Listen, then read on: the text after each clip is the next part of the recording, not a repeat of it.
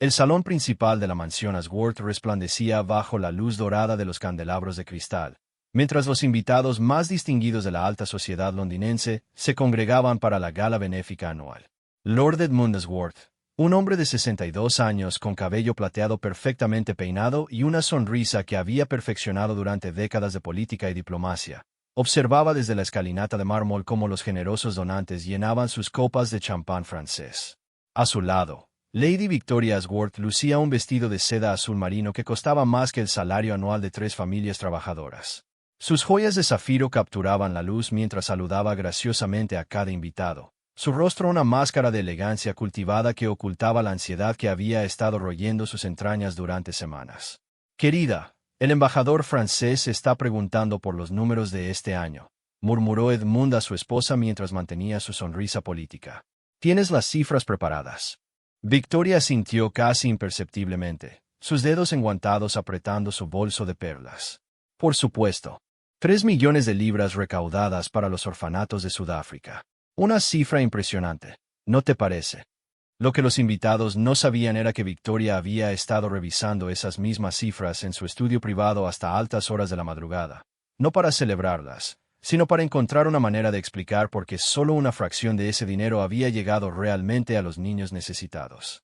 En la esquina opuesta del salón, Charlotte Asworth, la hija menor de la familia, de 28 años, conversaba animadamente con un grupo de jóvenes aristócratas sobre sus planes de abrir una escuela de arte para niños desfavorecidos. Sus ojos verdes brillaban con una pasión genuina que contrastaba dramáticamente con la actuación calculada de sus padres. Charlotte creía sinceramente en la causa benéfica de su familia, y había dedicado los últimos 5 años de su vida a expandir su alcance internacional. «La educación artística puede transformar vidas», decía Charlotte con fervor, sin notar la mirada preocupada que su hermano mayor, James, le dirigía desde el otro lado de la habitación. «Hemos visto resultados extraordinarios en nuestros programas piloto en Ciudad del Cabo y Johannesburgo». James Asworth, de 35 años, había heredado tanto el físico imponente como la astucia política de su padre. Sin embargo, en las últimas semanas, esa astucia se había convertido en una carga pesada. Como director financiero de la Fundación Benéfica Asworth, James era uno de los pocos que conocía la verdadera naturaleza de las transacciones financieras de la organización. El dinero destinado a los orfanatos había sido sistemáticamente desviado a cuentas offshore, utilizadas para financiar las inversiones inmobiliarias privadas de la familia y mantener su lujoso estilo de vida. La ironía no se perdía en James. Mientras su hermana hablaba apasionadamente sobre transformar vidas, él había estado participando en una operación que robaba directamente de las bocas de los niños hambrientos. El momento crucial de la noche llegó cuando Lord Edmund tomó el micrófono para su discurso anual. Su voz resonó por el salón con la autoridad de décadas de experiencia en el servicio público.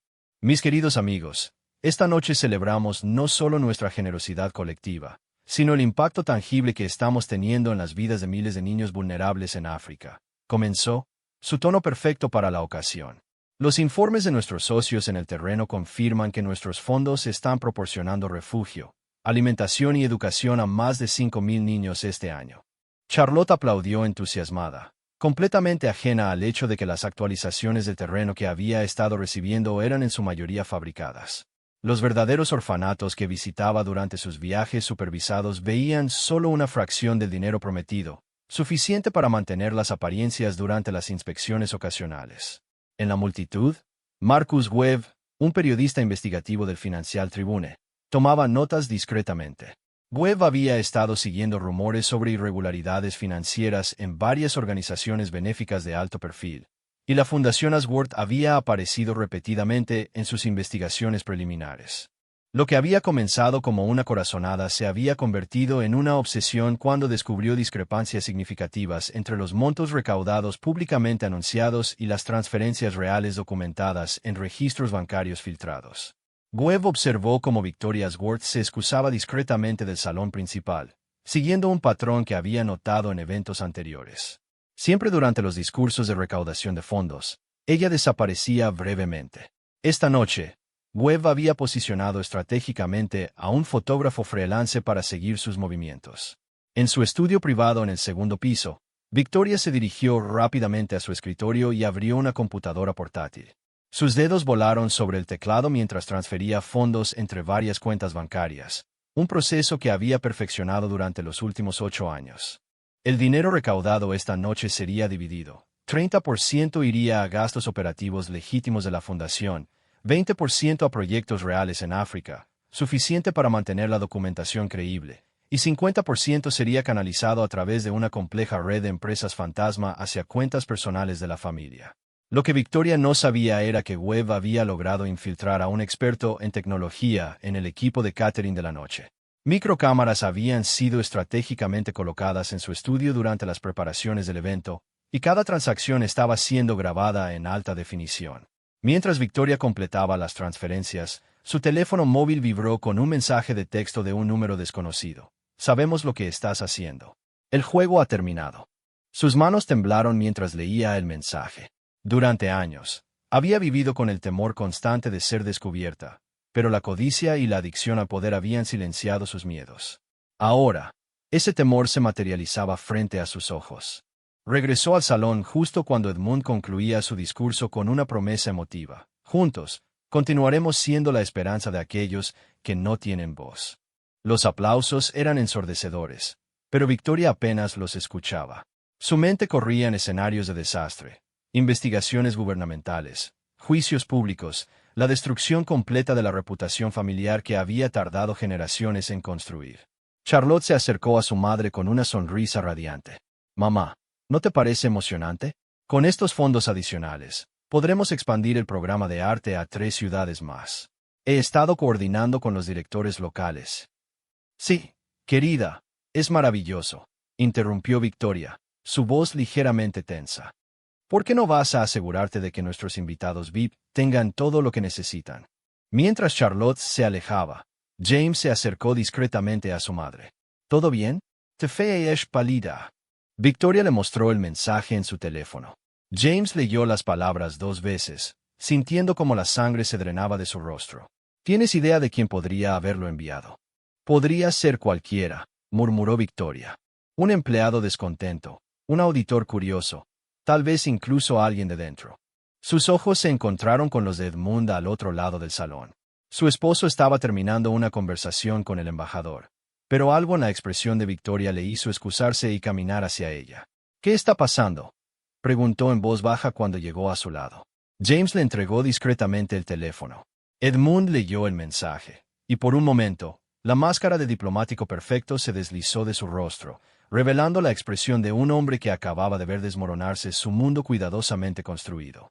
Necesitamos hablar, murmuró, después de que terminen todos. Pero el destino tenía otros planes. En ese preciso momento, Marcus Webb se acercó al grupo familiar con una sonrisa que no llegaba a sus ojos.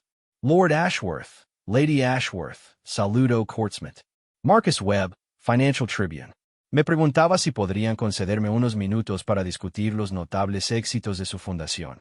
Tengo algunas preguntas específicas sobre la eficiencia de distribución de fondos que estoy seguro nuestros lectores encontrarían fascinantes. El mundo parecía moverse en cámara lenta. Victoria sintió como si el suelo de mármol se hubiera convertido en arenas movedizas bajo sus pies. Edmund mantuvo su compostura, pero James pudo ver la tensión en los músculos de su mandíbula. Por supuesto, señor Webb, respondió Edmund con su voz pública perfectamente modulada. Estaríamos encantados de discutir nuestro trabajo. Tal vez podríamos programar una reunión formal en nuestras oficinas la próxima semana. Webb sonrió, pero había algo depredador en su expresión. En realidad, preferiría comenzar esta noche, si no les importa. Tengo información específica que creo que les gustaría comentar. Sacó una tableta de su bolsillo interior y mostró la pantalla a la familia. Era una fotografía de alta resolución de Victoria en su estudio, claramente tomada esa misma noche, mostrando transferencias bancarias en su pantalla de computadora. El silencio que siguió fue ensordecedor, incluso en medio del bullicio de la fiesta que continuaba a su alrededor. Charlotte, que había regresado justo a tiempo para presenciar el intercambio, miró confundida entre los rostros tensos de su familia y la expresión triunfante del periodista. ¿De qué están hablando?, preguntó inocentemente. Webb guardó su tableta y sacó una tarjeta de presentación. Creo que esa es exactamente la pregunta correcta, señorita Ashworth. Y estoy seguro de que muchas personas estarán interesadas en escuchar la respuesta. La gala benéfica continuó a su alrededor, los invitados ajenos al drama que se desarrollaba en su centro. Pero para la familia Asworth, la noche había tomado un giro que cambiaría sus vidas para siempre. El imperio de caridad que habían construido sobre mentiras y codicia estaba a punto de colapsar, y las consecuencias se extenderían mucho más allá de su círculo privilegiado. En África, en los verdaderos orfanatos que habían sido privados de fondos vitales, niños como Amara y Kwame dormían esa noche con estómagos vacíos, sin saber que su sufrimiento pronto se convertiría en el centro de un escándalo internacional que sacudiría los cimientos mismos de la Sociedad Benéfica Británica 3 días después de la gala. La mansión Asworth se había convertido en una fortaleza sitiada. Edmund había cancelado todas sus reuniones públicas y Victoria no había salido de su habitación desde la mañana del martes, cuando los primeros titulares explosivos aparecieron en la portada del Financial Tribune. Escándalo benéfico. Millones desviados de orfanatos africanos por familia noble. James caminaba nerviosamente por la biblioteca familiar, su teléfono móvil sonando constantemente con llamadas de abogados, contadores y ejecutivos de relaciones públicas. Cada conversación seguía el mismo patrón desolador. Las evidencias eran abrumadoras, las cuentas bancarias habían sido congeladas por orden judicial, y la Comisión de Caridades había lanzado una investigación formal que prometía ser exhaustiva y despiadada. ¿Cómo pudieron ser tan descuidados?, murmuró para sí mismo mientras revisaba los documentos legales que se acumulaban en su escritorio. Durante años, había creído que el sistema que habían construido era impenetrable. Empresas fantasma registradas en jurisdicciones offshore, transferencias divididas en montos pequeños para evitar banderas rojas, documentación falsificada que parecía legítima superficialmente. Todo había funcionado perfectamente hasta que Marcus Webb había comenzado a tirar del hilo correcto. En el salón de té, Charlotte se sentaba frente a su computadora portátil, leyendo artículo tras artículo sobre el escándalo con una mezcla de horror e incredulidad. Las fotografías que acompañaban las historias mostraban los rostros de niños africanos hambrientos, algunos de los mismos niños que había conocido durante sus visitas a los orfanatos. Ver sus rostros junto a acusaciones de fraude le producía un dolor físico en el pecho. Señorita Charlotte, la interrumpió Henderson, el mayordomo de la familia durante los últimos 20 años. Su rostro, normalmente impasible, mostraba signos de la tensión que envolvía la casa. Su padre solicita su presencia en el estudio principal. Charlotte cerró la computadora y siguió a Henderson por los pasillos familiares que ahora se sentían extraños y amenazadores. Las pinturas de ancestros Asworth que colgaban de las paredes parecían juzgarla con miradas acusadoras, como si ella también fuera cómplice del engaño que había destruido el honor familiar acumulado durante generaciones. En el estudio, Edmund estaba sentado detrás de su escritorio de caoba, con papeles esparcidos frente a él y una expresión que Charlotte nunca había visto antes. Sus manos, normalmente firmes y seguras, temblaban ligeramente mientras sostenía una carta oficial. «Siéntate, querida», dijo sin levantar la mirada. Victoria estaba en el sofá de cuero, todavía en bata de baño a pesar de que eran las 3 de la tarde. Sus ojos estaban hinchados y enrojecidos, y Charlotte se dio cuenta de que su madre había estado llorando, algo que nunca había presenciado antes. «¿Qué está pasando realmente?», preguntó Charlotte, su voz apenas un susurro. «Por favor, dígame que estas acusaciones son falsas». James entró al estudio en ese momento, cargando una caja llena de documentos financieros. Su expresión era sombría cuando miró a su hermana menor. «Charlotte, hay cosas que necesitas saber», comenzó Edmund finalmente. «Cosas que hemos mantenido en secreto para protegerte». Charlotte sintió como si el aire hubiera sido succionado de la habitación. ¿Protegerme de qué? Edmund intercambió miradas con Victoria y James antes de continuar. La Fundación Benéfica Asworth ha estado redirigiendo fondos durante los últimos 8 años. No todo el dinero que recaudamos ha ido a los orfanatos. ¿Qué significa redirigiendo?, preguntó Charlotte, aunque parte de ella ya temía la respuesta. «Significa que hemos estado robando», dijo Victoria de repente, su voz ronca. «Hemos estado robando dinero de niños hambrientos para mantener nuestro estilo de vida». El silencio que siguió fue como un peso físico en la habitación. Charlotte miró los rostros de su familia, buscando algún signo de que esto era una pesadilla elaborada. «Todos ustedes sabían», susurró. James asintió lentamente. «Yo manejaba las transferencias. Papá coordinaba las operaciones. Mamá era la mente maestra detrás del sistema de empresas fantasma. Charlotte se levantó abruptamente, su silla cayendo hacia atrás. ¿Y qué hay de mí? ¿Qué hay de todos esos viajes a África? De todas esas historias sobre el impacto que estábamos teniendo. Los orfanatos que visitaste eran reales, explicó Edmund. Recibían fondos suficientes para funcionar y para mantener las apariencias durante tus visitas. Pero no recibían ni cerca de lo que prometíamos públicamente. La comprensión golpeó a Charlotte como una ola helada. Recordó las caras expectantes de los directores de orfanatos cuando hablaba sobre futuras donaciones, la gratitud en los ojos de los niños cuando les prometía nuevos programas educativos, la esperanza que había cultivado con promesas que ahora sabía que eran en gran parte vacías. Fui su cara pública, murmuró. Me usaron para darle credibilidad a su estafa. No eres culpable de nada, dijo James rápidamente. Tu ignorancia fue intencional. Nunca quisimos involucrarte en... No me hablen de lo que quisieron, explotó Charlotte, su voz resonando por todo el estudio. Me convirtieron en cómplices sin saberlo. Esos niños confiaron en mí. Victoria se levantó del sofá, acercándose a su hija. Charlotte, tienes que entender. Comenzó pequeño. Solo desviamos algunos fondos para cubrir gastos operativos que no habíamos previsto. Pero luego se volvieron codiciosos, terminó Charlotte, alejándose de su madre. Se dieron cuenta de que podían financiar sus vacaciones en la Riviera Francesa con dinero destinado a alimentar huérfanos. El teléfono de Edmund sonó, interrumpiendo la confrontación familiar. Era su abogado principal. Edmund, necesito que vengas a la oficina inmediatamente, dijo la voz por el altavoz. La Fiscalía de la Corona ha decidido presentar cargos formales. Fraude benéfico, lavado de dinero, evasión fiscal. Estamos hablando de hasta 15 años de prisión para cada uno de ustedes. Charlotte sintió que sus rodillas se debilitaban. Prisión. También hay algo más, continuó el abogado. Han emitido una orden de congelación de activos. La mansión, las cuentas bancarias, las inversiones, todo está bloqueado hasta que termine la investigación. Edmund colgó el teléfono y se hundió en su silla. Por primera vez en su vida, parecía cada uno de sus 62 años. En ese momento, Henderson apareció en la puerta. Disculpen la interrupción, pero hay reporteros congregándose en las puertas principales. También hay vehículos policiales. A través de las ventanas del estudio, podían ver las luces azules y rojas reflejándose en los muros de la propiedad. El zumbido de helicópteros de noticias se hacía cada vez más audible. ¿Qué vamos a hacer?, preguntó James, su compostura finalmente desmoronándose.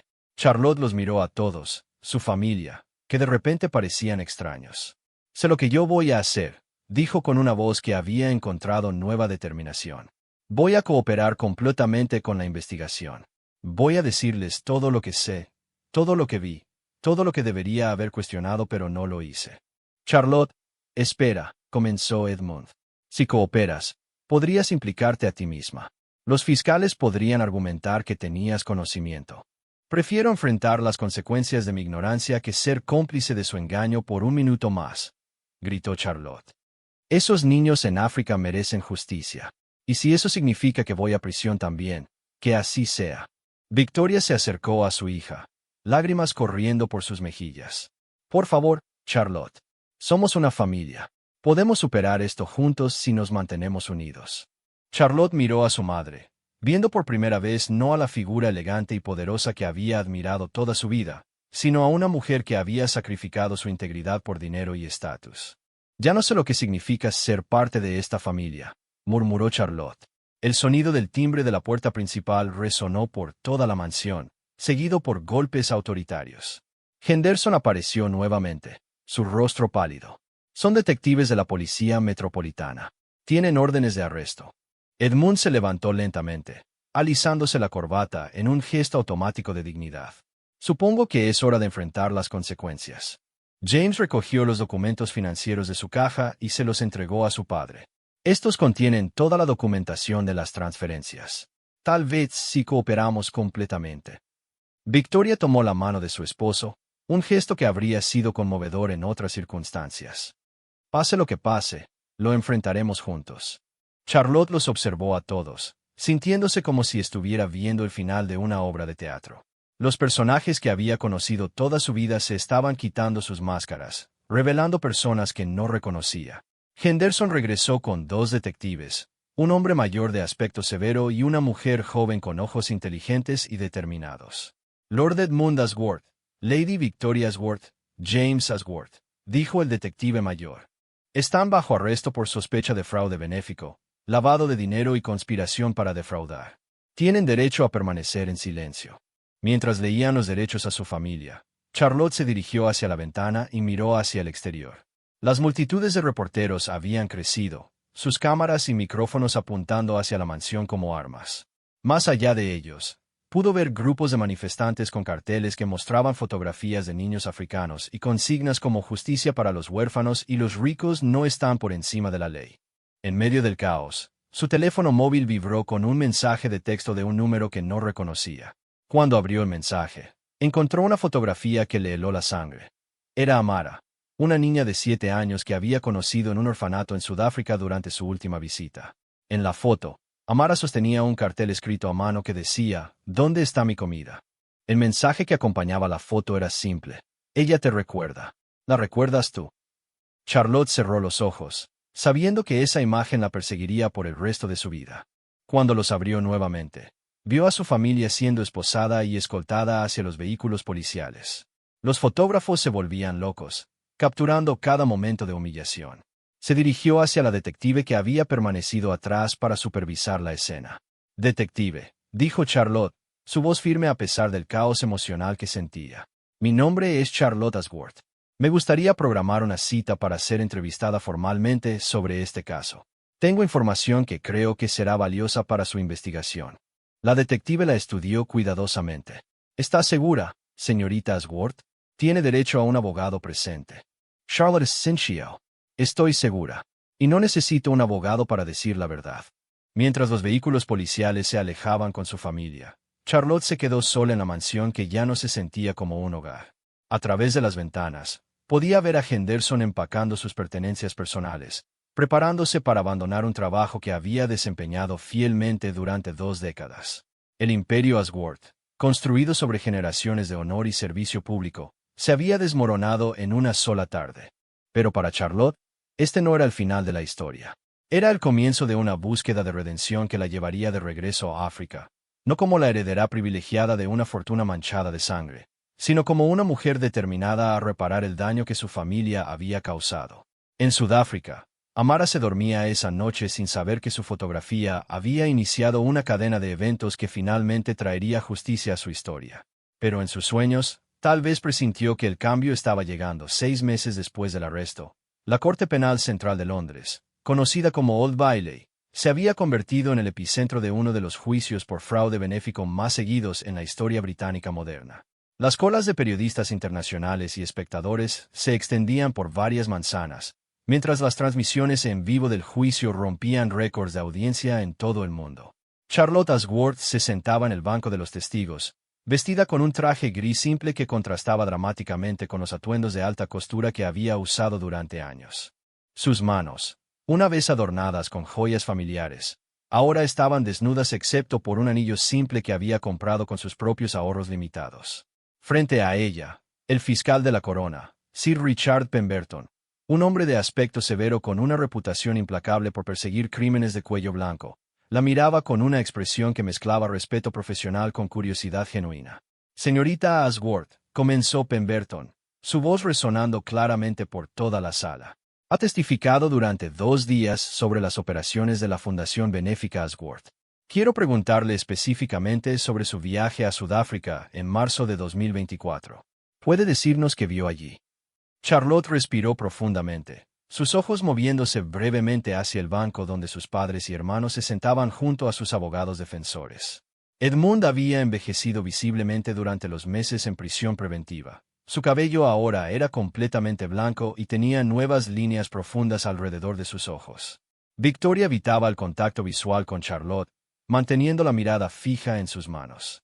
James, por el contrario, la observaba con una mezcla de dolor y algo que podría haber sido orgullo. «En el orfanato Sunshine Children's Home en Ciudad del Cabo», comenzó Charlotte, su voz firme pero cargada de emoción. «Conocí a una niña llamada Amara. Tenía 7 años y me mostró con orgullo el dibujo que había hecho en su clase de arte.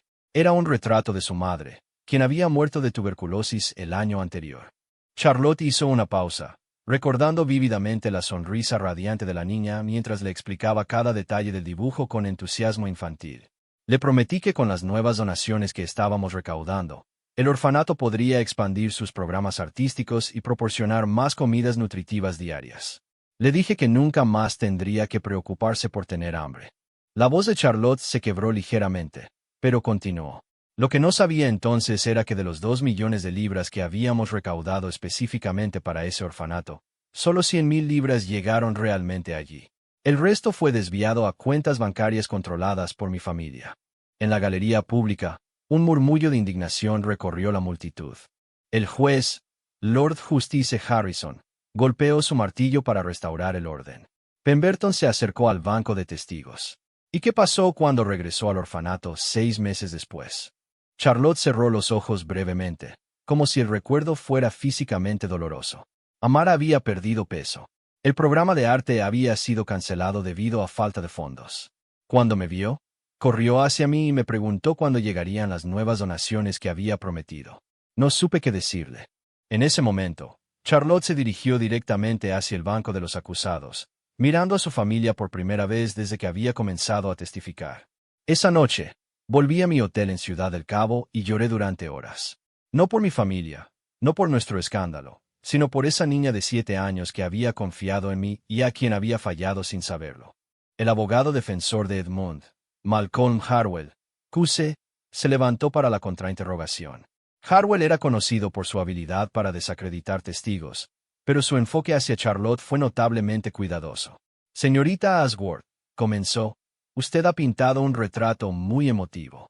Pero el hecho permanece, usted era la directora de programas internacionales de la Fundación. No tenía la responsabilidad de supervisar cómo se utilizaban los fondos. Charlotte Cinchio tenía esa responsabilidad, y fallé en cumplirla.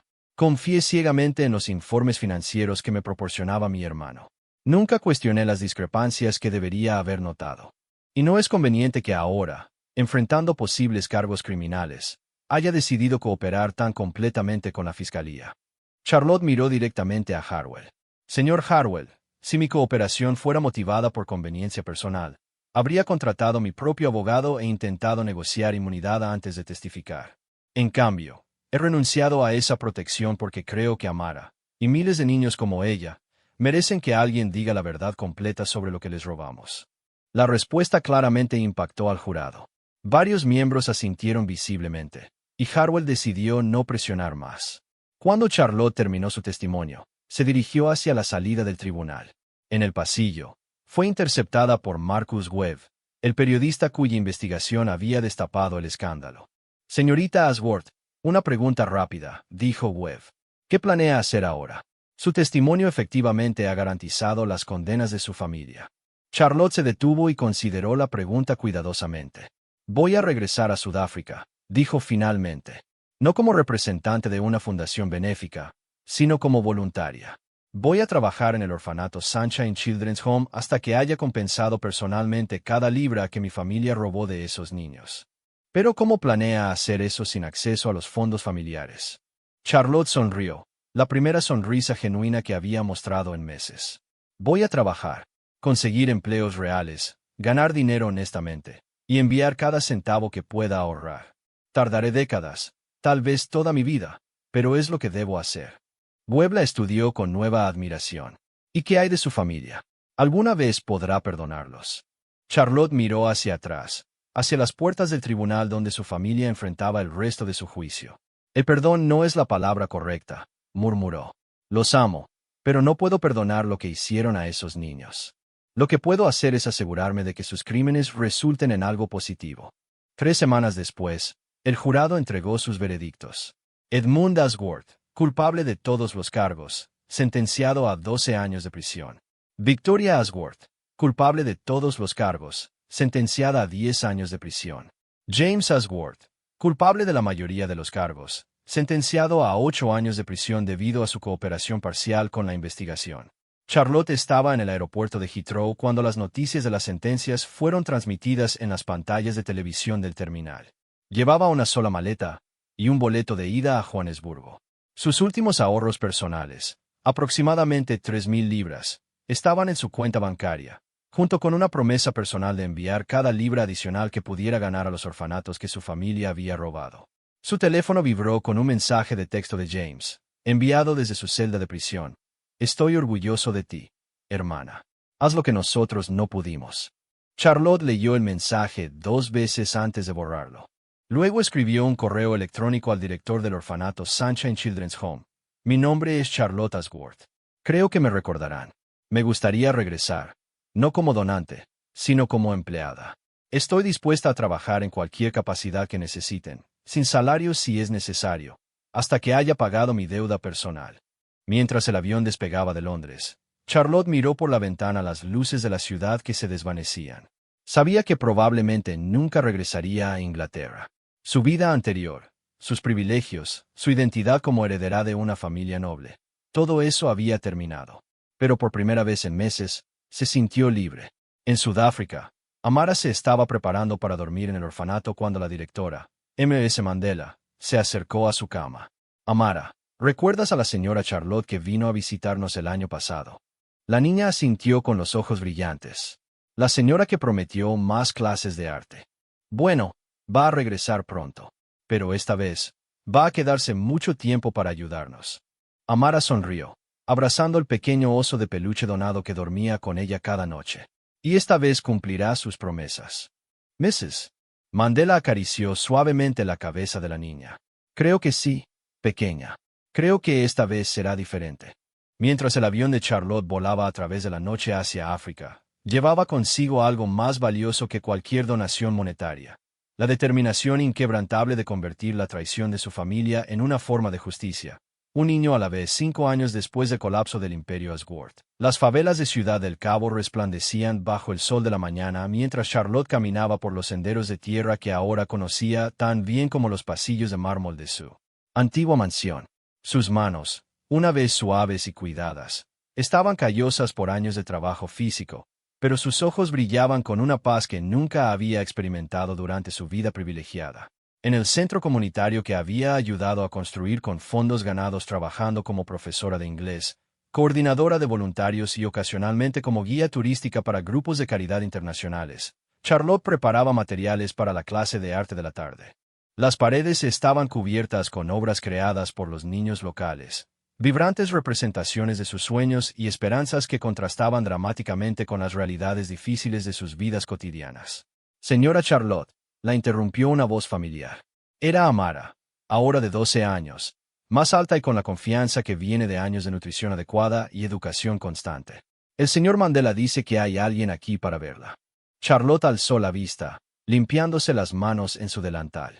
Durante los últimos 5 años, había evitado cuidadosamente cualquier contacto con medios de comunicación británicos, rechazando numerosas solicitudes de entrevistas sobre la heredera que lo abandonó todo. Su historia había sido contada y recontada en documentales y artículos, pero ella había elegido permanecer en silencio, enfocándose en el trabajo real en lugar de las narrativas públicas. En la entrada del centro comunitario, encontró a un hombre afrobritánico de unos 40 años, vestido con ropa casual pero cara. Su postura y manera de hablar sugerían educación británica y éxito profesional.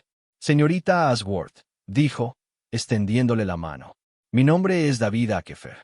Soy el director ejecutivo de la Fundación de Transparencia Benéfica. Podríamos hablar en privado.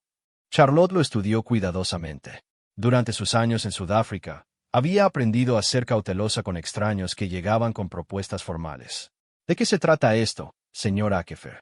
Se trata de su familia, respondió, y de una oportunidad para transformar su historia en algo que podría cambiar fundamentalmente cómo operan las organizaciones benéficas internacionalmente.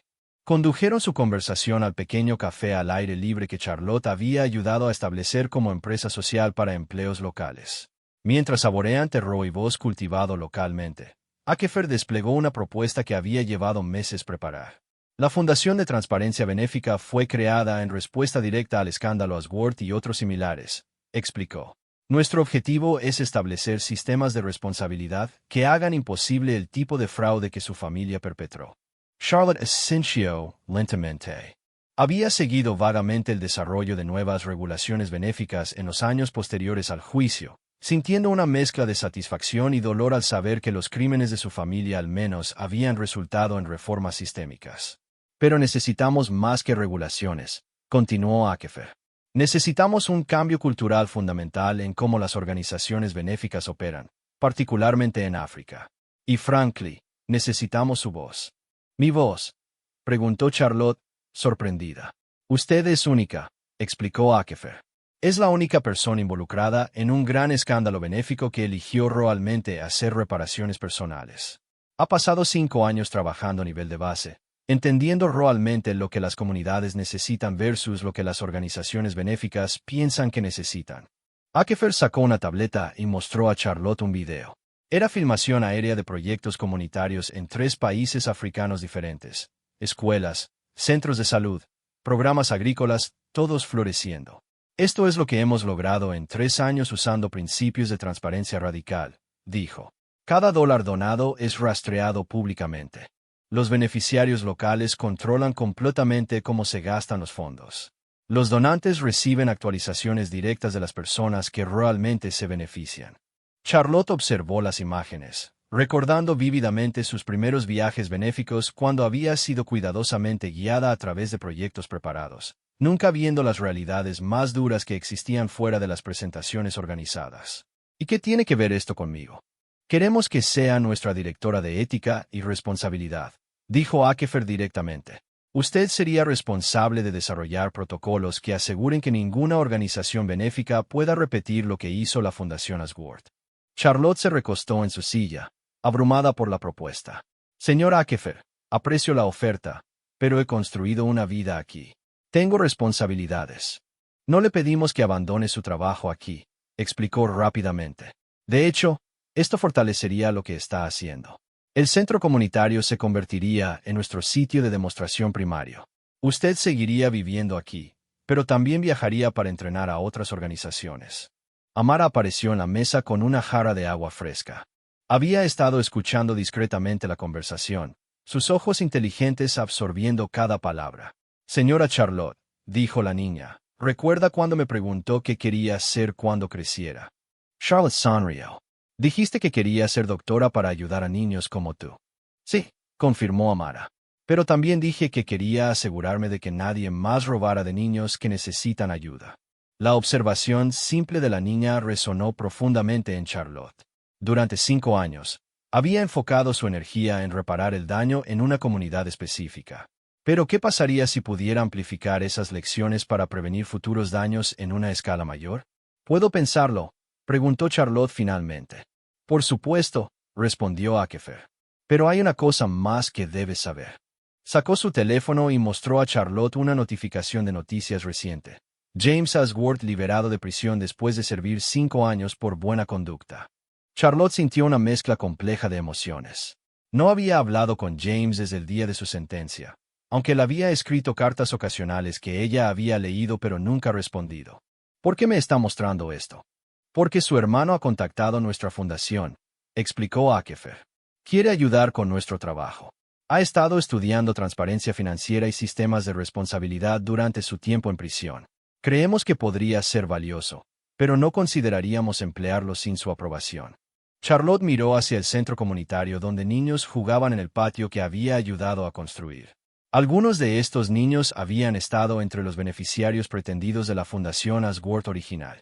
Ahora recibían ayuda real, medible, transparente. Esa noche, después de que Akefer se fuera, Charlotte caminó hasta la colina que daba al centro comunitario. Era un ritual que había desarrollado cuando necesitaba pensar claramente. Desde esta perspectiva, podía ver tanto el progreso que habían logrado como las necesidades enormes que permanecían sin atender en comunidades más allá de su alcance. Su teléfono vibró con un mensaje de texto de un número británico que reconoció. Charlotte, soy James. Sé que probablemente no quieres escuchar de mí, pero he estado siguiendo tu trabajo. Estoy orgulloso de quien te has convertido. Si hay alguna manera de que pueda ayudar a reparar lo que rompimos, por favor permítemelo. He pasado 5 años aprendiendo cómo construir sistemas que hagan imposible lo que hicimos. Charlotte leyó el mensaje varias veces. Durante 5 años, había construido cuidadosamente una nueva vida basada en acción directa y responsabilidad personal. La idea de trabajar nuevamente con James, incluso en una capacidad diferente, traía de vuelta memorias dolorosas. Pero también reconoció algo que había aprendido durante sus años en África. A veces las heridas más profundas, cuando sanan apropiadamente, crean la sabiduría más fuerte. Al día siguiente, encontró a Amara trabajando en un nuevo dibujo durante la clase de arte. Era un retrato de familia, pero en lugar de una familia tradicional, había dibujado al personal del centro comunitario y a los niños que vivían allí. Señora Charlotte, dijo Amara sin levantar la vista de su trabajo, ¿va a aceptar ese trabajo nuevo? Charlotte se sentó junto a la niña. ¿Cómo sabes que estoy considerándolo? Porque tiene esa expresión que tiene cuando está planeando algo importante, explicó Amara con la sabiduría práctica de alguien que había aprendido a leer las emociones de los adultos para sobrevivir. Y porque sé que no puede ayudar solo a nosotros para siempre. Charlotte miró el dibujo de Amara, viendo en él una comprensión madura de la familia que trasciende la sangre, de la responsabilidad que se extiende más allá de las fronteras, de la redención que viene del trabajo duro en lugar de las palabras vacías. Sí acepto, dijo Charlotte cuidadosamente, nada cambiará aquí. Este lugar seguirá siendo mi hogar. Ustedes seguirán siendo mi prioridad. Amara sonrió, agregando detalles finales a su dibujo. Lo sé, pero también sé que hay otros niños como yo en otros lugares que necesitan que alguien se asegure de que las promesas que les hacen sean reales. Esa tarde, Charlotte envió un correo electrónico a David Akefer aceptando la posición, con condiciones estrictas sobre mantener su base en Sudáfrica y su compromiso primario con el centro comunitario. También envió un mensaje a James. Estoy dispuesta a hablar sobre cómo podemos trabajar juntos para prevenir que otros cometan nuestros errores. Pero esto no es sobre perdón o reconciliación familiar. Esto es sobre responsabilidad hacia las personas a las que fallamos. 6 meses después, la primera conferencia internacional sobre transparencia benéfica se llevó a cabo en Ciudad del Cabo, con representantes de organizaciones benéficas de 60 países. Charlotte se dirigió a la audiencia desde el mismo escenario donde una vez había dado presentaciones llenas de promesas vacías. Mi nombre es Charlotte Asworth, comenzó, su voz clara y sin disculpas. Mi familia robó millones de libras destinadas a niños hambrientos. Estoy aquí no para pedir perdón, sino para asegurarme de que ustedes implementen sistemas que hagan imposible repetir nuestros crímenes. En la audiencia, James tomaba notas cuidadosamente, preparándose para su propia presentación sobre sistemas de responsabilidad financiera. Ya no era el hombre joven y ambicioso que había manejado las transferencias fraudulentas. La prisión y la reflexión lo habían cambiado en un hombre enfocado en la precisión técnica y la responsabilidad absoluta. En la primera fila, Amara, ahora de 13 años, escuchaba atentamente mientras Charlotte describía los protocolos de transparencia que habían desarrollado. La niña había insistido en asistir, diciendo que quería entender cómo proteger su propia generación de futuros engaños. Al final de la conferencia, se anunciaron nuevos estándares internacionales para organizaciones benéficas, rastreo público de cada donación, control comunitario directo de fondos y auditorías obligatorias realizadas por beneficiarios locales en lugar de firmas externas. El nombre Protocolos Asworth fue adoptado para estos estándares, un recordatorio permanente de que hasta los crímenes más dañinos pueden ser transformados en fuerzas para el bien cuando son seguidos por responsabilidad genuina y reparación sostenida. Esa noche, mientras Charlotte caminaba de regreso al centro comunitario bajo las estrellas sudafricanas, reflexionó sobre el viaje extraordinario desde la gala benéfica donde todo había comenzado a colapsar. Su familia había perdido todo: dinero, estatus, libertad, legado familiar.